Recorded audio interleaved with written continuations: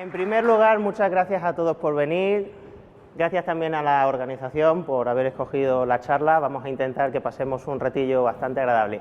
Voy a hablar de Python ayudando a salvar a las ballenas. Como comentaba, no soy biólogo, que ya me lo han preguntado, somos ingenieros químicos y venimos de la Universidad de Alicante. Os vamos a contar un poquitillo el área en la que estamos trabajando. El esqueleto, o digamos el hilo que vamos a ir viendo esta tarde, pues os voy a hablar de una pequeña introducción, un poquillo de teoría, algunos datos curiosos. Vamos a ver cómo el lenguaje puede ser útil en el área de diseño de biopolímeros. Finalmente, que creo que también es importante, os voy a comentar hitos que hemos conseguido ya en este campo y las cosas que hemos aprendido durante esta charla. Como tengo poco tiempo, veréis que no voy a entrar en mucho detalle en la parte del código, sino que es más para que veáis dónde podemos llegar, para que veáis lo que podemos hacer y generar en vosotros ese germen para que podáis utilizar las metodologías que nosotros estamos intentando implementar en la Universidad de Alicante. Pero bueno, comencemos. Como decía, venimos de la Universidad de Alicante, somos el grupo REMAN, Residuos, Energía, Medio Ambiente y Nanotecnología. Podéis seguirnos en Twitter, @Dioxinas. A mí me gusta decir que este grupito luego tiene unos subgrupos. A mí me gusta decir que yo soy la N de REMAN. ¿Por qué la N de REMAN? Porque trabajamos en nanotecnología. Tradicionalmente en el grupo hemos trabajado con supercondensadores, hemos trabajado en el área de surface, coating, utilizando nanotubos de carbono, óxidos de grafenos y demás, para mejorar las propiedades de diferentes resinas para sus aplicaciones, digamos, en donde tenga que ser, ¿vale?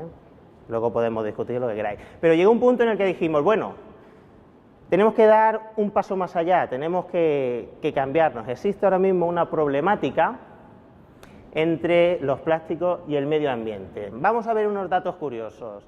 Realmente el plástico como lo conocemos, a pesar de que está instaurado en nuestra vida como algo que parece que siempre ha estado allí, es un descubrimiento bastante reciente, solo lleva entre nosotros 60, 70 años.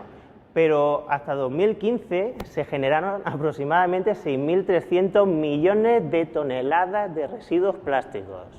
Esto es una barbaridad.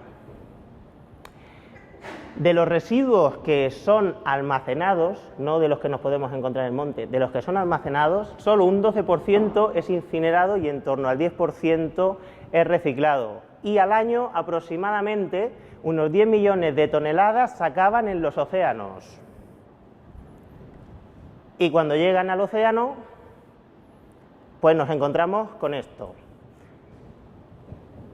En el mapita de aquí podéis ver 5 lugares en el globo en el que tenemos la confluencia de las corrientes de los océanos. Bueno, pues ahí perfectamente están localizadas 5 islas de basura. Se ven, tienen una extensión enorme, no me atrevo a daros el dato para no mentiros, pero se ven de esta manera. Eso no ha llegado ahí de casualidad, eso es un tenedor de plástico. Este problema está generando también tensiones políticas entre países, porque esta playa que aparece aquí está en el Mar Caribe y está entre Honduras y Guatemala, y está generando conflicto entre los dos países porque uno dice que son los hondureños los que generan esa basura, otros los guatemaltecos, y al final es un problema importante. Pero no solo es un problema geopolítico, sino que la fauna se está viendo gravemente afectada. De hecho, esta foto, en las slides aparece la referencia, ganó un premio este caballito, cuando el fotógrafo estaba haciendo la foto vino como un torbellino y se intentó agarrar a algo y se agarró pues a un bastoncillo. Es algo que es un poco dramático. Pero dices, bueno, pues un caballito, un cangrejito, no pasa nada. No, es que este problema está afectando ya a grandes mamíferos acuáticos, como son las ballenas. Hace poco se encontró en Murcia una ballena que en su estómago tenía 29 kilos de plástico. Es algo así. Es tremendo. Esto se lo encontraron también en un cachalote en Tailandia. Pero si vosotros estáis pensando, bueno, una ballena me pilla lejos, una playa, bueno, a mí me gusta el monte, no pasa nada. En nuestro grupo de investigación, mi compañera María ha publicado y ha descubierto que en todas las sales de mesa provenientes de salinas españolas hay microplásticos.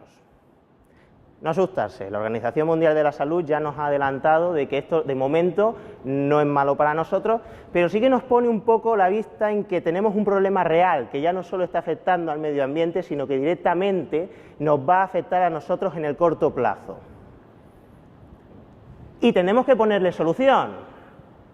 Una solución, los biopolímeros. Los biopolímeros son plásticos provenientes de un origen natural, como puede ser una patata, extraemos el almidón y generamos al final un bioplástico, pero también macromoléculas como puede ser el ADN, el ARN y demás. Y hay empresas que utilizan este tipo de polímeros o biopolímeros biodegradables, como por ejemplo estos mexicanos que hacen popotes biodegradables. Los popotes son las pajitas de toda la vida, no sé cómo se dirá en el resto de España, pero en Alicante es la pajita o la caña. Esta empresa alemana, a partir de los residuos de la producción del café, hacen tazas completamente biodegradables también. O, por ejemplo, estos estadounidenses, ante la problemática del plástico de los six-packs famosos, hemos visto que a veces salen peces o delfines y tortugas enganchados en este tipo de envases, son peligrosísimos, pues los han sustituido por un biopolímero.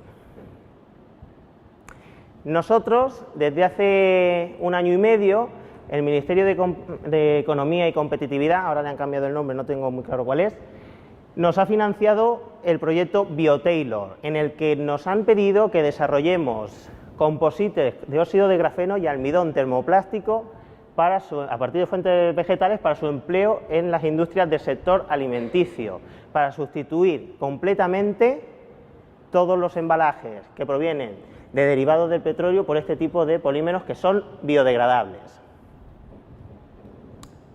El objetivo, la reducción de la cantidad de residuos plásticos permanentes en océanos y vertederos, contribuyendo, entre otros, a salvar a las ballenas. Bueno, ¿y cómo el lenguaje puede ser útil en el área del diseño de los biopolímeros? Bueno, en primer lugar, me gustaría mostraros, lo podéis pasar, para que veáis que esto que os comento ya existe, ya lo hemos conseguido hacer, ya se hace, ¿vale? Nosotros procesamos diferentes láminas, procesamos films y los tenemos que analizar, le hacemos diferentes pruebas. Esto es lo que vais a ver que he pasado. Entre otras pruebas, le hacemos la determinación de las propiedades mecánicas. Cuando tú haces un nuevo material, cuando tú haces un polímero, te interesa saber si te va a aguantar en servicio. Si haces una bolsa, necesitas saber si va a poder aguantar el peso de un melón, por ejemplo. Nos hace falta determinar sus propiedades mecánicas. También hacemos difracción de rayos X, que no vamos a entrar mucho en la técnica, y análisis dinámico-mecánico también.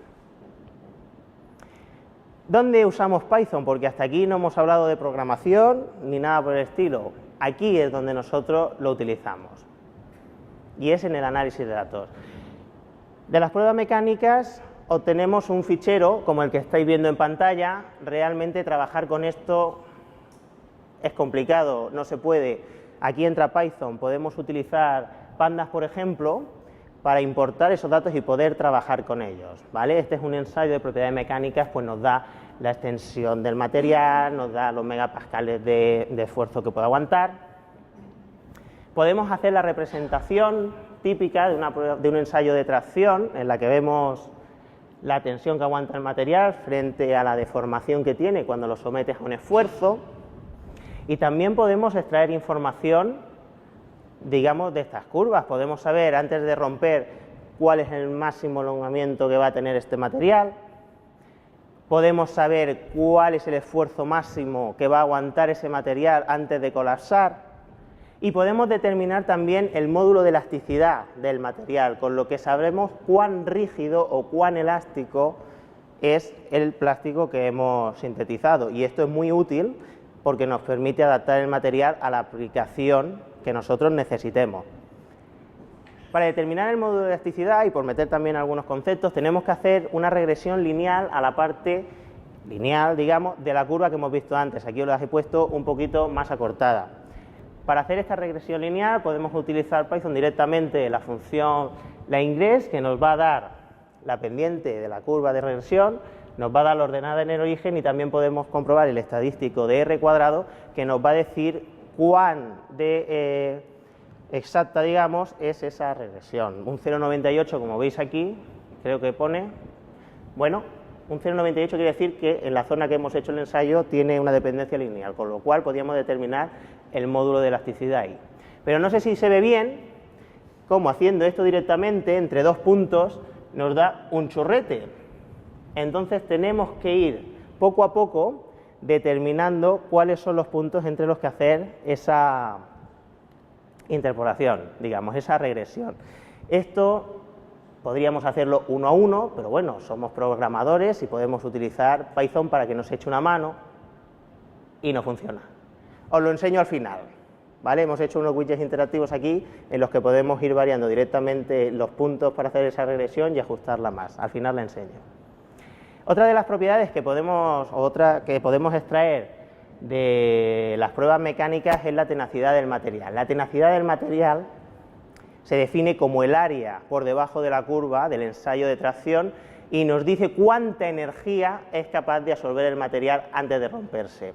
Pero bueno, nosotros tenemos un problema porque al final la ciencia a veces no es muy exacta y estamos observando que con este parámetro obtenemos mucha dispersión, con lo cual en el grupo de investigación estamos desarrollando, esto no lo estamos desarrollando, esto es lo que vamos a utilizar, una metodología y estamos modelizando un sistema para, teniendo información de tensión, de elongación y de deformación, determinar cuál es el material de los que sintetizamos más adecuado para según qué aplicación. Os estoy viendo unas caras, al final las dudas las podemos preguntar. Entonces, podríamos representar los resultados obtenidos de los ensayos de los materiales que hemos sintetizado y podríamos decir, bueno, esta es nuestra tensión, nuestro módulo, nuestra elongación. Tenemos un triángulo y si calculásemos el área de ese triángulo, ¿no tendríamos un valor que será directamente proporcional a la tenacidad, que como decíamos era el área por debajo de la curva de ese ensayo a tensión? Pues podemos hacerlo. Podemos aplicar la ecuación de Herón y podemos utilizar la determinación de distancias en dos puntos en coordenadas polares y podemos calcular cuál será el área de esas curvas.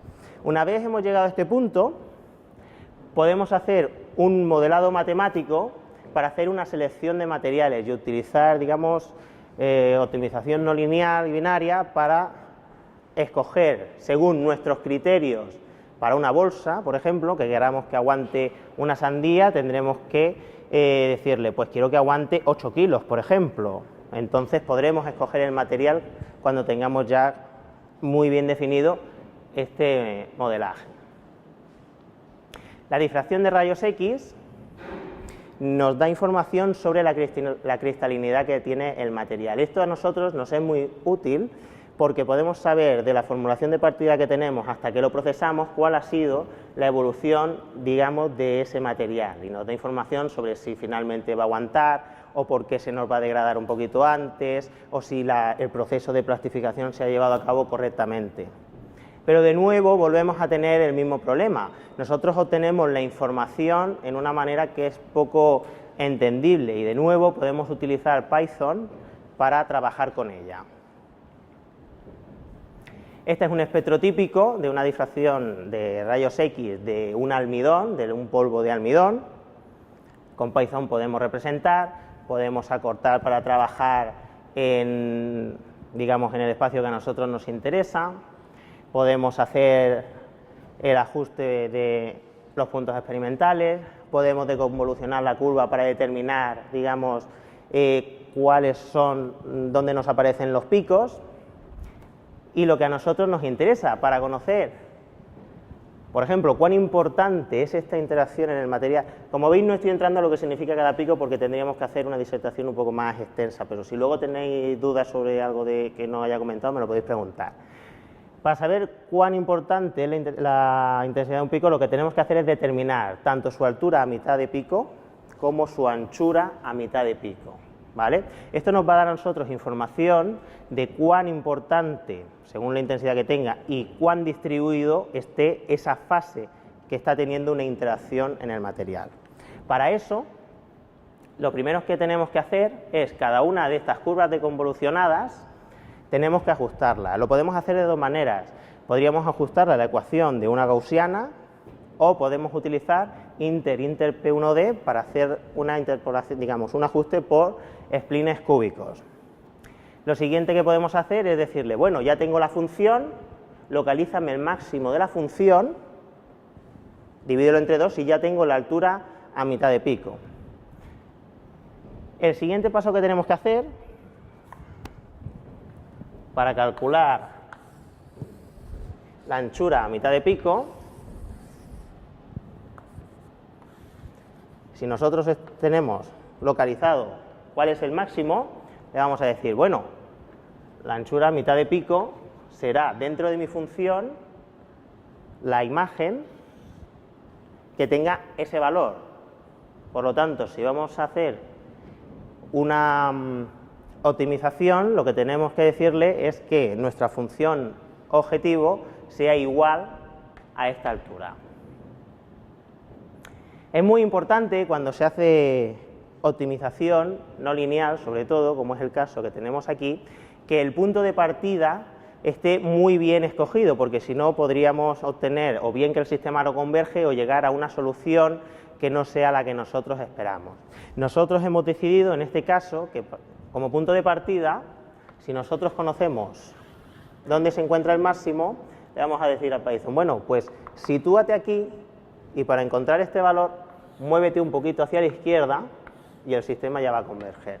Y para encontrar este punto de aquí, muévete un poquito para la derecha y él ya va a ir a encontrar ese punto. Que eso es lo que hemos definido aquí, utilizando la función optroot a nuestra función, que es la de, bueno, ves buscándome hasta que encuentres ese valor de la altura, partiendo primero de ese punto que es el máximo, un poquito hacia la izquierda y un poquito hacia la derecha. Como veis, el sistema converge y nos da una solución. Podemos representar y comprobar cómo efectivamente hemos encontrado los puntos a mitad de altura que nos van a dar la anchura y podemos determinarla. Podemos recuperar toda la información que hemos obtenido de alturas, de la posición del pico y demás para llevarla donde queramos. Podemos hacer un dataset. Y en cuanto al análisis dinámico-mecánico, sorpresa, de nuevo tenemos un archivo, en este caso de punto y comas, que no es muy legible. En este caso vamos a utilizar, no utilizamos pandas, para que veáis también que se puede hacer de otra manera. Como tenemos dos columnas, podemos almacenar la información en ordenadas y abscisas y podemos representar directamente.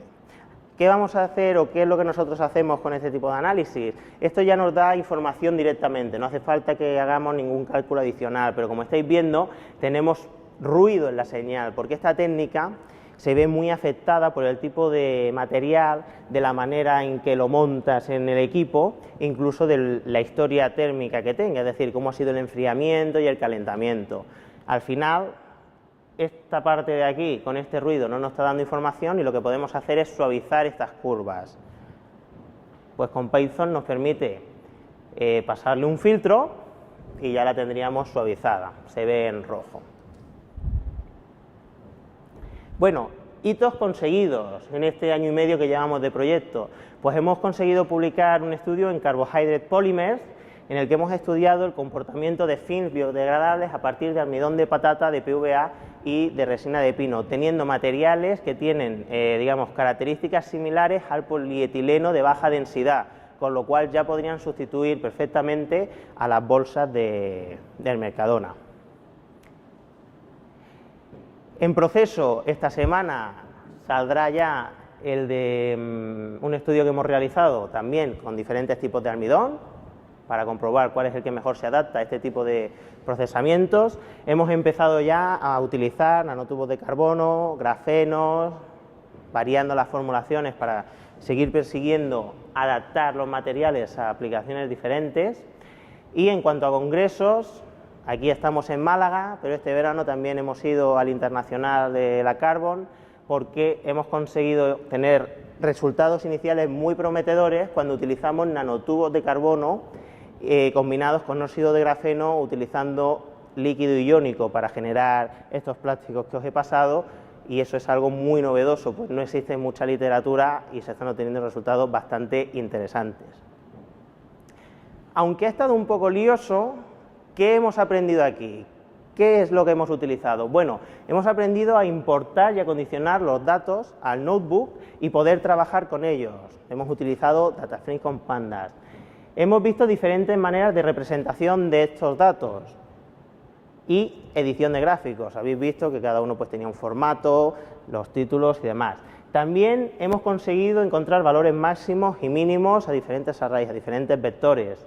Hemos aplicado la regresión lineal por mínimos cuadrados, cuando hablábamos de esa determinación del módulo de elasticidad.